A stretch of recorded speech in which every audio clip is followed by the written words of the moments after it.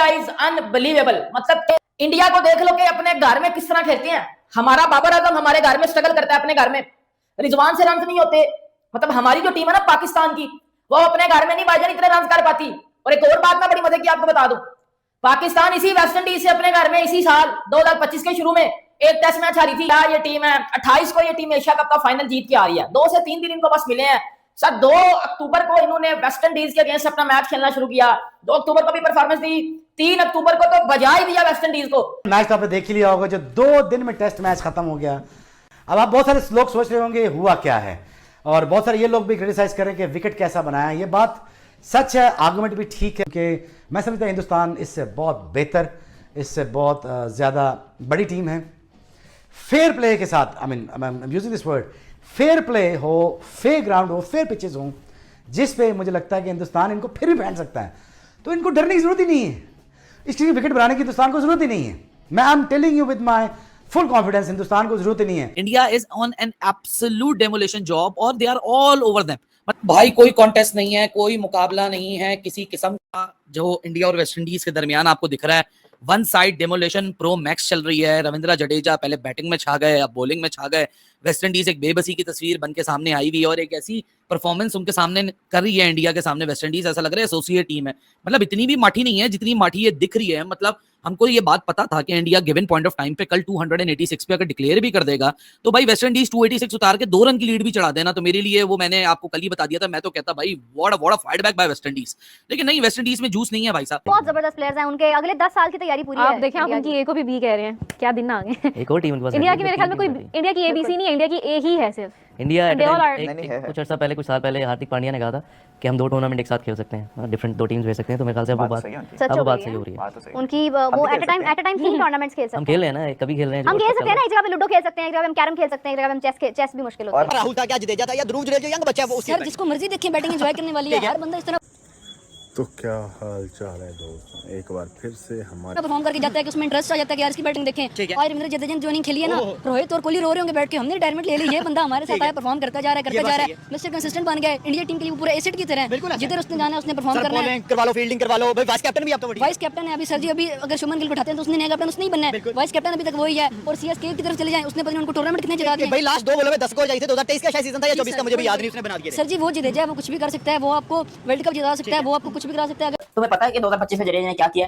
अबे उसके 700 रन हैं, 2 सेंचुरीज हैं, 4 50s हैं। वो महेश की दुनिया की बेस्ट बॉलिंग लाइन इंग्लैंड को खोद कर आया है और अभी वो वेस्ट इंडीज की चीखें निकाल रहा है। ये ऑलराउंडर होता है या हमारे सलमान अली हागा की तरह, या फिर वो अपने मोहम्मद नवाज और कौन कौन से फहीम अशरफ वगैरह ऑलराउंडर अपने बना के रखे हैं। अबे ऑलराउंडर होता है ऐसा।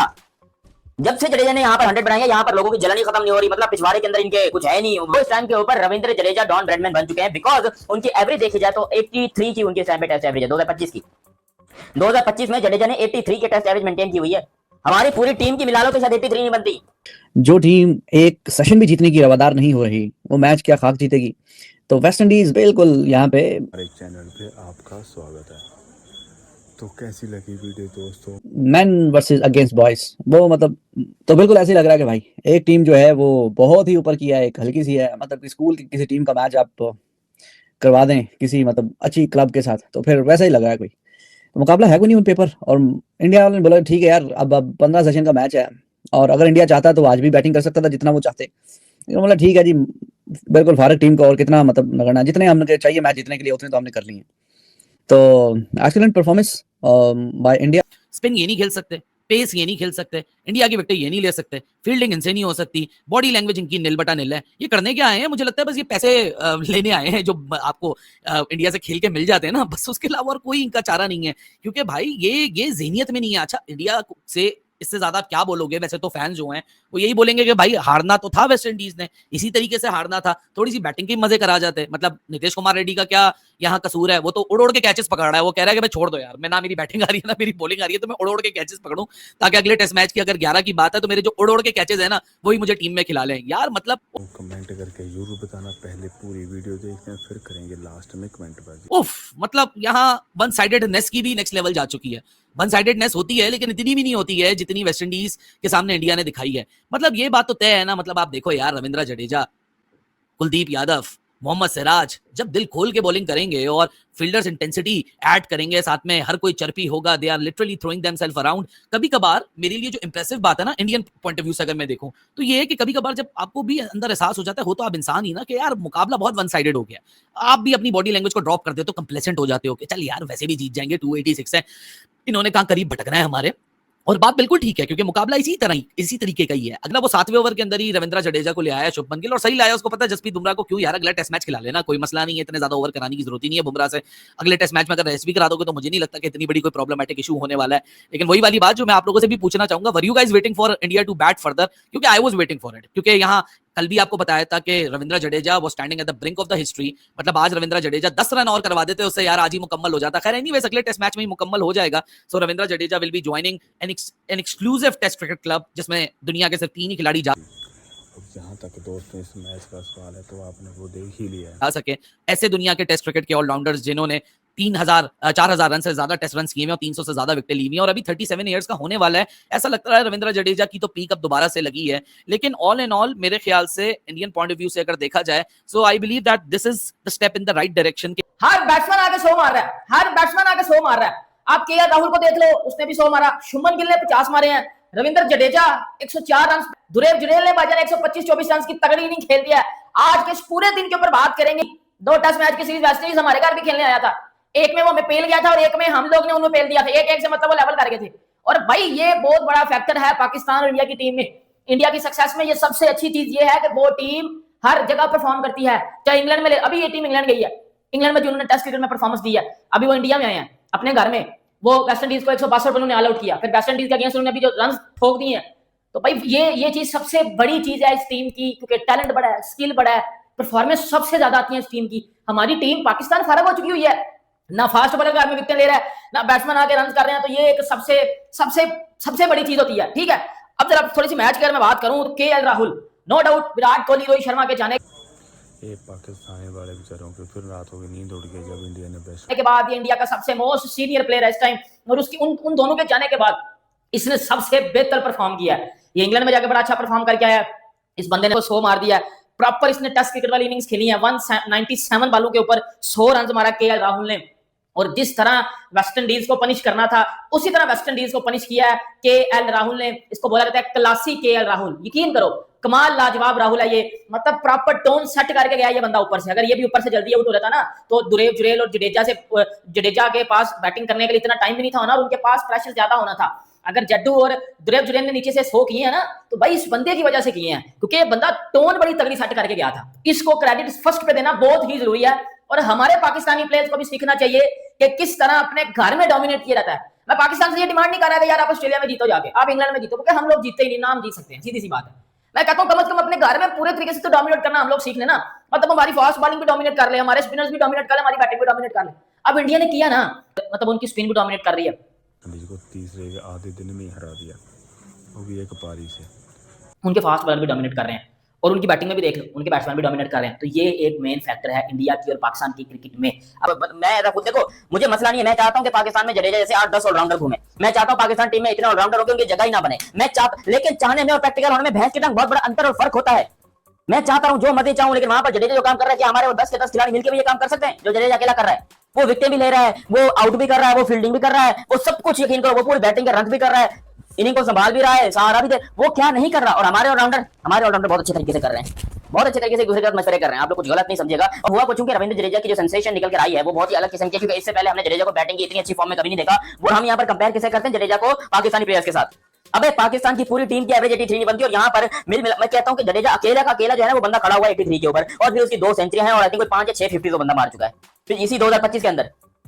और उसके कोई मतलब 19 पता नहीं 18 कोई छक्के भी हैं इस तरीके से, तो छक्के भी मार रहा है, रन भी। यार ये कैसा ऑलराउंडर मुझे बताओ, हमारे यहाँ तो ऐसे ऑलराउंडर नहीं आते, हमारे यहाँ तो लिटरली ऐसे ऑलराउंडर होते ही नहीं। हमारे ऑलराउंडर्स को तो पता नहीं क्या खुद ही पड़ी है, हमारे ऑलराउंडर की पता नहीं ऐसी क्या कौन सी रग दबी हुई है, हमारे ऑलराउंडर के कौन से मिर्गी का दौरा पड़ा रहता है कि हमारे ऑलराउंडर अभी तो इंडिया ने 500 विकेट पर डिक्लेयर ही कर दी थी, मेरे हिसाब से तो भाई रिकॉर्ड तोड़ना चाहिए था कि उस तरह की परफॉर्मेंस नहीं देते। जबकि इंडिया के ऑलराउंडर्स की बात करेंगे तो जैसे जडेजा है, जडेजा मतलब क्या नहीं कर रहे, वो क्या नहीं कर रहे, बॉलिंग उनसे कराओ, बैटिंग उनसे कराओ, फील्डिंग उनसे कराओ, जब इंडिया मुश्किल में हो तो मुश्किल में उनसे निकलाओ। और हमारे पाकिस्तानी ऑलराउंडर्स सिर्फ च्युइंगम चबाएंगे, बाथरूम जाएंगे, हिलाएंगे, मतलब कुलोरी करते हुए अपने मुंह को हिलाएंगे और फिर च्युइंगम थूक कर वापस आएंगे, फिर नई च्युइंगम खाएंगे। परफॉर्मेंस नहीं होती इनसे, इनसे बातें करवा लो, इंडिया के अगेंस्ट ट्वीट करवा लो, इंस्टाग्राम पे रीलें दिखवा लो, इंस्टाग्राम पे इनको सोफिया अंसारी को फॉलो करवा लो। यही तो करते हैं ये।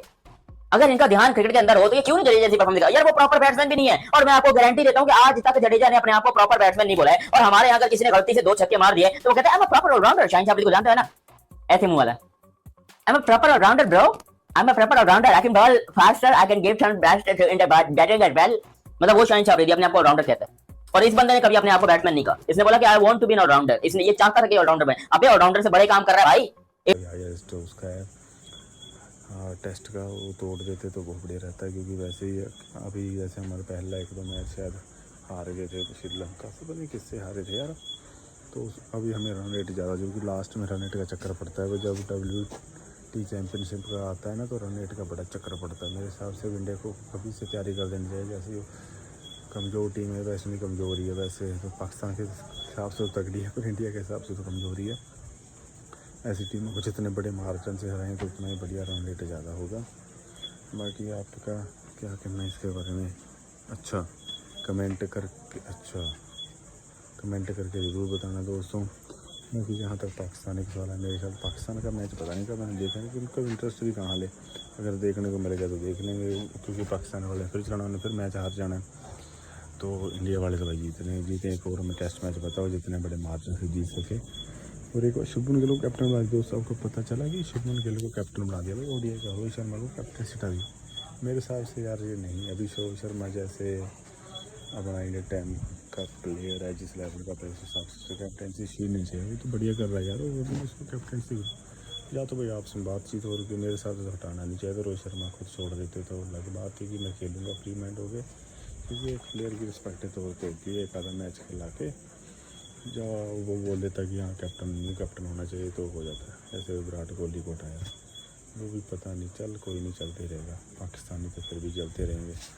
चलो अच्छी बात है कि न्यू यंग टैलेंट को मौका दे रही है BCCI इंडियन क्रिकेट मैनेजमेंट, तो ये भी बढ़िया चीज़ है। बाकी आपका क्या कहना है इसके बारे में कमेंट करके जरूर बताना, और इस वीडियो को लाइक एंड शेयर कर देना, और चैनल को सब्सक्राइब करना, क्योंकि दोस्तों यही एकमात्र चैनल है जो कि इंडियन क्रिकेट टीम और इंडियन आर्मी दोनों से बिलोंग्स करता है। वो भी आपको पता है कि इसका कंटेंट होता है इंडियन क्रिकेट टीम पे, और इसको मैनेज करते हैं इंडियन आर्मी।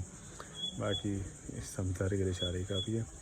बाकी इस चैनल को सपोर्ट करना दोस्तों। अभी सब्सक्राइबर थोड़े कम है, लेकिन वॉच टाइम पूरा हो चुका है, तो इस चैनल को जल्द से सब्सक्राइब करो ताकि हम इसको मोनेटाइज़ के लिए हम इसकी अप्लाई कर सकें। बाकी मोनेटाइज हो ना हो वो आने के आते हैं।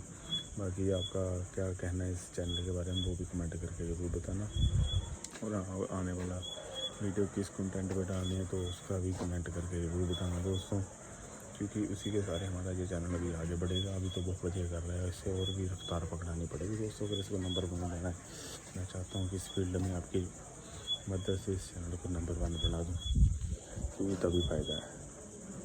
बाकी जो हाँ दोस्तों, कल का मैं एक और अपडेट दे देता हूँ। जो कल का मैच है ना अपना इंडिया पाकिस्तान वुमेंस का, हमारी लेडीज़ का, हमारी झांसी की रानियों की बच्चियों का, वो हम इस चैनल पे लाइव करेंगे। अगर आपको किसी को सब्सक्रिप्शन नहीं है तो इस चैनल पे उसको लाइव अपडेट देख सकता है और मैच को एंजॉय कर सकता है और बढ़िया बढ़िया कमेंट कर सकता है। और दोस्तों इस वीडियो के रिलेटेड में भी कमेंट करना। हाँ दोस्तों, ये थोड़ी एडिटिंग अभी कम है, क्योंकि अभी टाइम नहीं मिलता है, क्योंकि इधर का भी कर्म और करना ही पड़ता है दोस्तों, उस वजह से हो रहा है टाइम लेट।